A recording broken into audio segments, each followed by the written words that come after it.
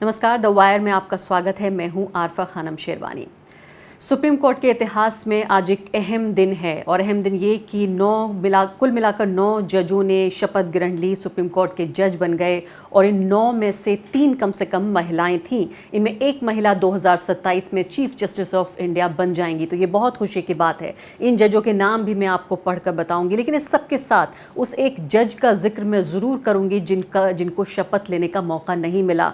इन तमाम 9 जजों से ज़्यादा उस जज पर चर्चा हो रही है जिसको किस बात की सज़ा मिली, ये भी हम देखेंगे। ये क्या भारत में जो न्याय प्रणाली है, सुप्रीम कोर्ट की जो पूरा हमारा जो इंस्टीट्यूशन ऑफ सुप्रीम कोर्ट है, जो संस्था है, क्या वो तमाम तरह के जो पॉलिटिकल प्रेशर्स हैं, जो सियासी दबाव हैं, उनसे मुक्त है या नहीं। पूरा जो कोलिजियम सिस्टम है जिसको लेकर अभी हम ये कह रहे थे कि भारत में ये इम्परफेक्ट सही, यानी अपने आप में आदर्श व्यवस्था नहीं है, फिर भी लेकिन ये अच्छी बात है कि राजनीतिक दबाव से मुक्त रहने के लिए कोलिजियम सिस्टम बनाया गया, जहां जज ही जजों की नियुक्ति करते हैं उनकी सीनियरिटी की बेसिस पर। सीनियरिटी के अलावा भी और क्राइटेरिया होते हैं। तो पहले मैं आपको बताती हूँ 9 जजों के नाम और उसके बाद उस जज पर हम चर्चा करेंगे जिसको शपथ ग्रहण में समारोह में भाग नहीं लेने दिया गया, यानी कि उनका नाम उस कोलिजियम ने जो प्रपोजल, जो रिकमेंडेशन भेजी थी, सिफारिश भेजी थी सरकार को, जिन 9 लोगों को सरकार ने बिना किसी झिझक के स्वीकार कर लिया, उनमें उनका नाम शामिल नहीं था। जस्टिस अकील कुरैशी, उनके बारे में मैं ज़रूर चर्चा करूंगी। उससे पहले जान लेते हैं justice Abhay Shrinivas Oka, justice Vikram Nath, justice Jitendra Kumar Maheshwari, justice Hima Kohli, justice BV Nagarathna और इसके अलावा justice CT Ravi Kumar, justice MM Sudresh, justice Bela M Trivedi और जस्टिस PS नरसिम्हा। ये तमाम वो जजेस थे जिन्होंने सुप्रीम कोर्ट के जज की शपथ ली। अब बात आती है जस्टिस अकील कुरैशी की। जस्टिस अकील कुरैशी वो शख्स हैं जिन्होंने सन 2010 में सोहराबुद्दीन के जो फेक एनकाउंटर का मामला था, उस मामले में अमित शाह को पुलिस कस्टडी में भेजा। एक वो जज जो कि अमित शाह से टकराया और आज अमित शाह, उस वक्त वो जो भी रहे होंगे लेकिन अब अमित शाह देश के गृह मंत्री हैं और ये तमाम नाम ज़ाहिर है सरकार के पास जाने थे, यानी कि जो कोलिजियम है उसको ये नाम सरकार को भेजने थे, सरकार को उन नामों को अप्रूव करना था, उन पर हामी भरनी थी और उसके बाद ही ये शपथ ले सकते थे, जज बन सकते थे। तो अब जो तमाम तरह के सवाल उठ रहे हैं वो ये कि क्या राजनीतिक दबाव के तहत जो कोलिजियम है, जो हमारे जज हैं, उन्होंने जस्टिस कुरैशी का नाम ही शामिल नहीं किया। क्या हमारे सामने एक ऐसा जज है जिसका काम है लोगों को फैसला सुनाना, इंसाफ देना, एक ऐसे जज जिसको इंसाफ नहीं मिला? क्योंकि अगर आपकी पॉलिटिकल हिस्ट्री देखें कि जस्टिस अकील कुरैशी 2010 से लेकर अब तक किस तरह का उनका जो करियर रहा, प्रोफेशनल करियर, उसमें मैं आपको बताना चाहती हूँ कि क्यों ये कहा जा रहा है कि राजनीतिक दबाव की वजह से उनका नाम लेने से भी कोलिजियम के जो जजेस थे वो बचते रहे, उनका नाम भी शामिल नहीं किया गया। यानी इस बात पर ज़्यादा हैरानी नहीं होती कि अगर कोलिजियम के जजेस उनका नाम शामिल कर लेते और फिर सरकार उनके नाम पर हामी नहीं भरती, तब भी कोई बड़ी बात नहीं थी। लेकिन ये भी एक बहुत महत्वपूर्ण बात है कि अभी तक जो ये तमाम जो प्रक्रिया थी वो रुकी रही, जजों की नियुक्ति की 2 साल से भी ज़्यादा, क्योंकि जो जस्टिस नरीमन थे वो इस बात पे अड़े रहे कि जब तक जस्टिस कुरैशी का नाम उसमें शामिल नहीं किया जाएगा उन लोगों की लिस्ट में जिनको कोलिजियम जिनकी सिफारिश कर रही है जज बनने के लिए, तब तक वो उस पर साइन नहीं करेंगे। जैसे ही जस्टिस नरीमन रिटायर हुए,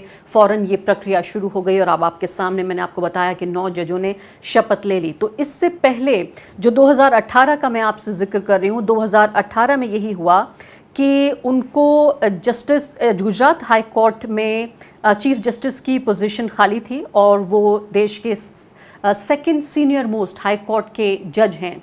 उसके बावजूद भी उनको गुजरात में नहीं अपॉइंट किया गया गुजरात हाई कोर्ट के चीफ जस्टिस के तौर पर, बल्कि उनको बॉम्बे हाई कोर्ट भेज दिया गया। उसके बाद जब उनकी बारी आई तो मध्य प्रदेश हाई कोर्ट के लिए उनका नाम आना था और कोलिजियम ने, ईमानदारी से ये बात बोलनी पड़ेगी कि कोलिजियम ने ये किया, उन्होंने अपना फ़र्ज़ अदा किया, उन्होंने उनका नाम मध्य प्रदेश के चीफ जस्टिस के तौर पे आगे रखा, लेकिन सरकार ने उसको मानने से इनकार कर दिया, उनके नाम को रद्द कर दिया।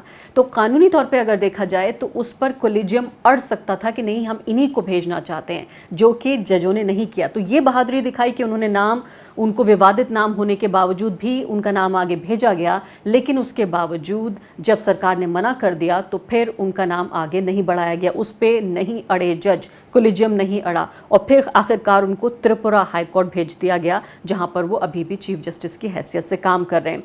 तो कई तरह के सवाल उठ रहे हैं, कोलिजियम सिस्टम को लेकर भी सवाल उठ रहे हैं कि क्या वाकई कोलिजियम सिस्टम, जिसको कि राजनीतिक दबाव से जुडिशरी को अलग करने या कम करने की एक कोशिश के तौर पर देखा गया, हालांकि मैंने कहा कि वो आदर्श नहीं था, पहले भी लगातार सवाल उठते रहे हैं कोलिजियम सिस्टम को लेकर, लेकिन क्या हम ये महसूस कर रहे हैं कि राजनीतिक दबाव इस मामले में देखा जा रहा है?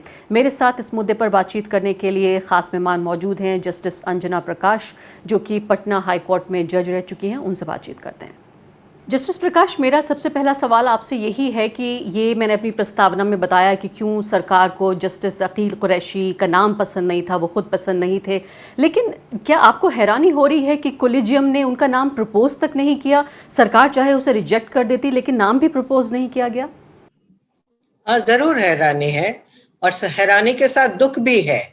एक तरफ तो हम इस बात से बहुत खुश हैं कि finally supreme court almost full strength पे काम करेगा और 3 महिला न्यायाधीश हम लोगों को और मिल गई, इसके लिए तो बहुत खुशी है। मगर एट द सेम टाइम इस बात से भी हम दुखी हैं कि आखिर जब जस्टिस अखिल कुरैशी थे सेकेंड मोस्ट सीनियर मोस्ट जजेस, तो क्यों नहीं उनको है ना किया, उनका नाम क्यों नहीं भेजा गया? इस बात से तो तकलीफ है, जरूर तकलीफ है। तो आपको क्या लगता है कि कोई टकराव नहीं चाहती थी जुडिशरी के सरकार के साथ? जो कोलिजियम में जज थे वो किसी तरह का टकराव नहीं चाहते थे? हालांकि दर्शकों को ये भी बताना ज़रूरी है कि बिल्कुल क्लोज डोर मीटिंग होती है, इसमें ये भी पता नहीं होता किसने किसका नाम लिया, किसने किसकी सिफारिश की। तो फिर इतना इसे क्या आप खौफ की तरह देखती हैं या टकराव अवॉइड करने की तरह देखती हैं? किस तरह से देख रही हैं आप इस कदम को? नहीं, कुछ समझ में नहीं आ रही है बात, कुछ समझ में नहीं आ रही है बात कि आखिर क्यों नहीं भेजा गया।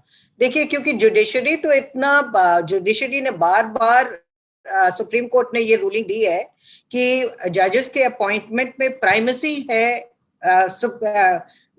जुडिशरी का। अगर उन लोगों ने कोई नाम रेकमेंड किया है तो गवर्नमेंट को उसको मानना है, ऐसी बात है, ये बार बार रूलिंग दी है। तो जब जब जब रूलिंग ये दिया है कि प्राइमेसी है जुडिशरी का जजेस के अपॉइंटमेंट में, तो ये क्यों नहीं भेजा गया? ये बड़ा मतलब अज्यूम करने वाली बात है कि लोग सोच रहे हैं आज के दिन कि कॉन्फ्रंटेशन है गवर्नमेंट का, मगर आखिर क्यों है कॉन्फ्रंटेशन?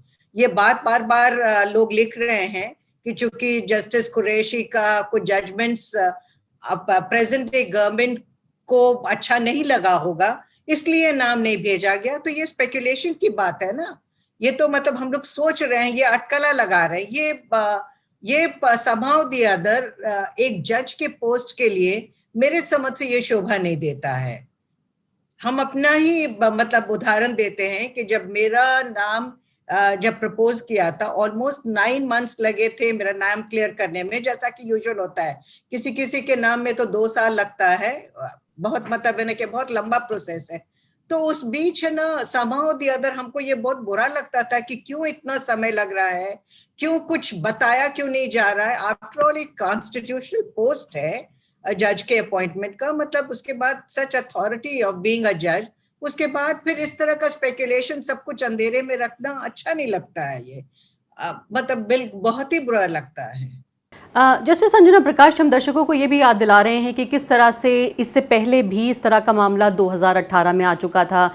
हालांकि इसके बावजूद भी कि वो सेकंड सीनियर मोस्ट, दूसरे नंबर के सबसे ज़्यादा वरिष्ठ सीनियर जज थे हाई कोर्ट के, उसके बावजूद भी किस तरह से उनको गुजरात हाई कोर्ट में पोजीशन खाली थी, वहाँ उनको नहीं भेजा गया। उसके बाद उनको भेज दिया गया बॉम्बे हाई कोर्ट, और वहाँ बॉम्बे हाई कोर्ट के बाद फिर उनकी बारी आई कि मध्य प्रदेश के लिए उनको अपॉइंटमेंट करें, और तब थोड़ी सी रीढ़ की हड्डी दिखाई कॉलेजियम ने और उन्हें भेजा गया, रिकमेंडेशन एटलीस्ट उनके लिए भेजा गया कि मध्य प्रदेश उन्हें भेज दीजिए। लेकिन सरकार ने मना कर दिया और उनको एक तरह की पनिशमेंट पोस्टिंग के तौर पर त्रिपुरा हाई कोर्ट भेज दिया गया, जो सबसे छोटी पोजीशंस में से एक मानी जाती है। देखिए आरफा जी, यहाँ हम थोड़ा सा डिसएग्री करेंगे।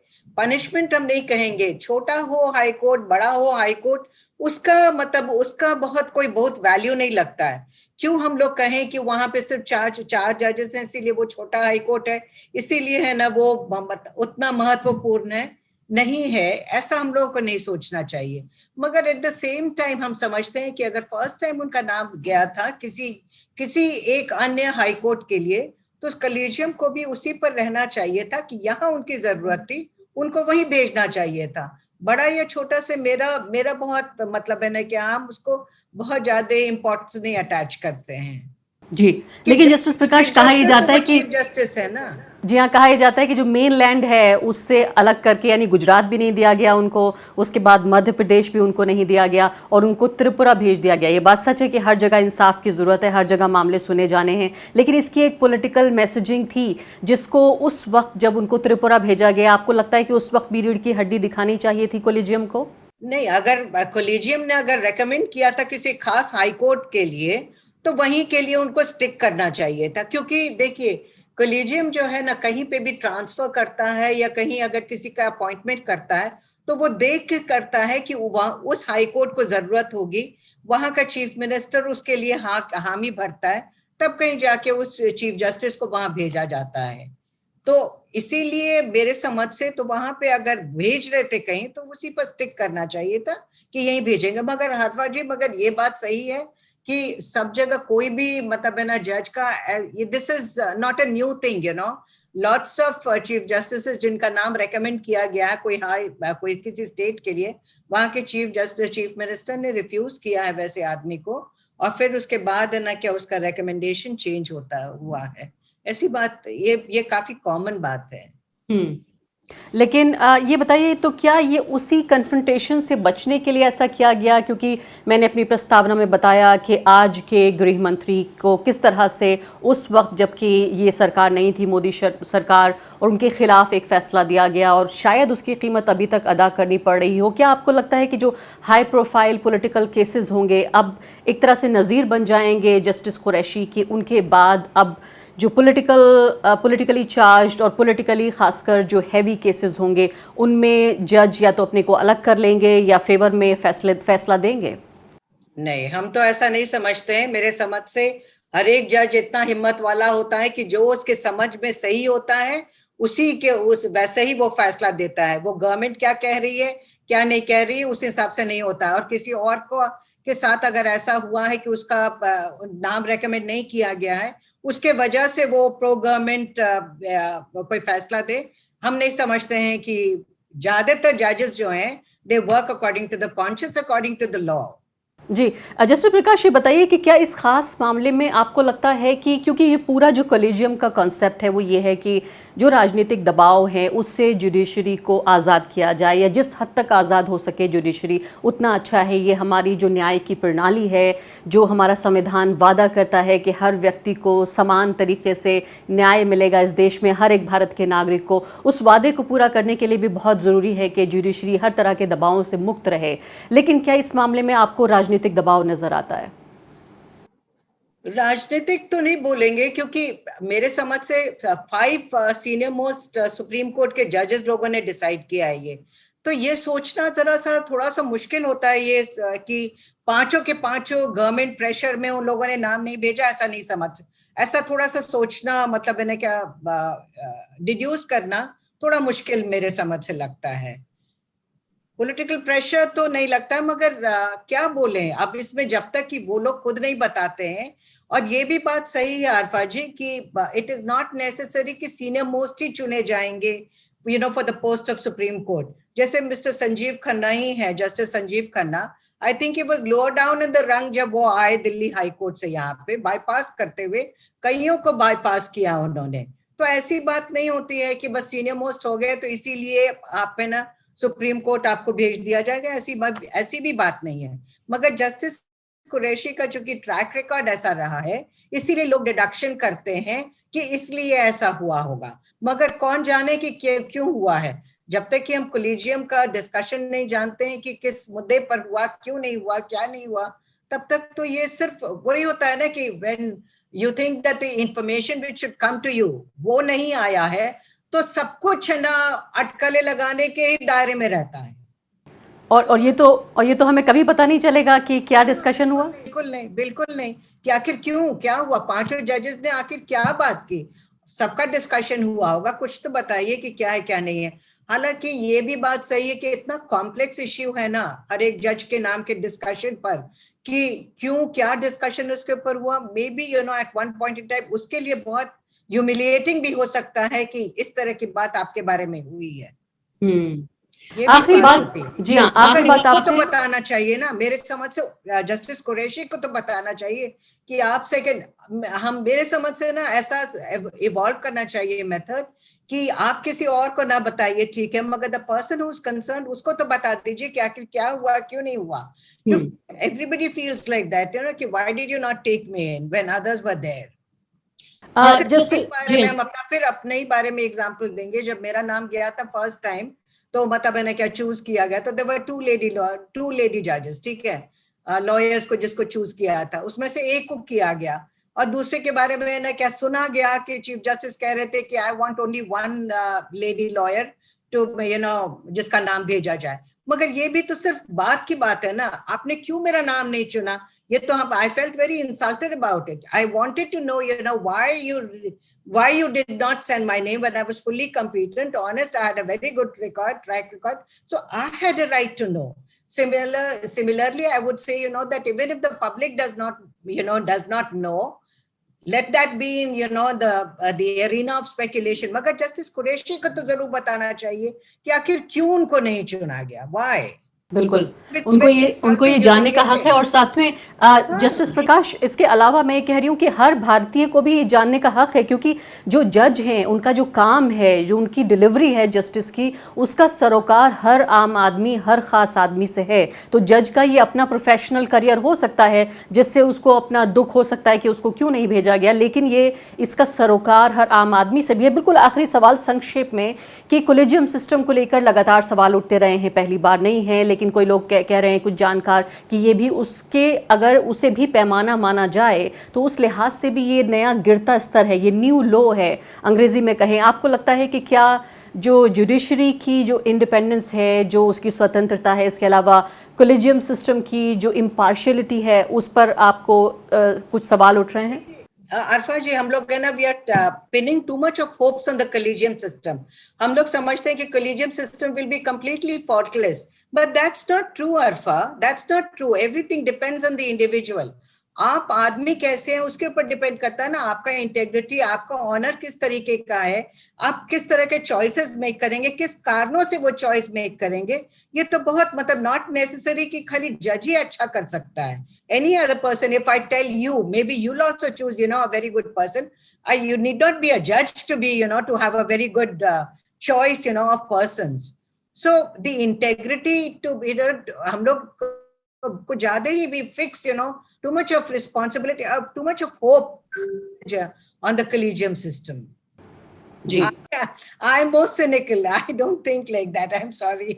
जी, बहुत बहुत शुक्रिया आपका इस बातचीत के लिए। लेकिन ये शायद एक लंबी बहस है, जिस पर ज़रूर एक बार बैठ के तफसील से आपसे बातचीत होगी, कि जो फ़िलहाल 2021 में जिस तरह से भारत का जो न्याय प्रणाली, जस्टिस डिलीवरी सिस्टम जो नज़र आ रहा है, उसको लेकर जिस तरह के सवाल हैं, ख़ासकर जो बड़े बड़े जज हैं उनको राज्यसभा में पॉलिटिकल फेवर्स देकर भेजा गया, उसके बाद से लगातार सवाल उठ रहे हैं कि क्या राजनीतिक दबाव काम कर रहा है। और शायद इसलिए हम ज़्यादा संदेह भी हो रहा है इस मामले पर, जो आप कह रही हैं कि शायद हमें लग रहा है, ये भी एक वजह है, क्योंकि उनका पॉलिटिकल रिकॉर्ड रहा है। बहुत बहुत शुक्रिया आपका justice Anjana Prakash. Thank you, नमस्ते। द वायर के और वीडियोस देखने के लिए सब्सक्राइब करें और बेल आइकन पर क्लिक करें। स्वतंत्र पत्रकारिता की आर्थिक मदद करने के लिए डिस्क्रिप्शन में दिए गए लिंक पर जाएं और अपनी राशि चुनें।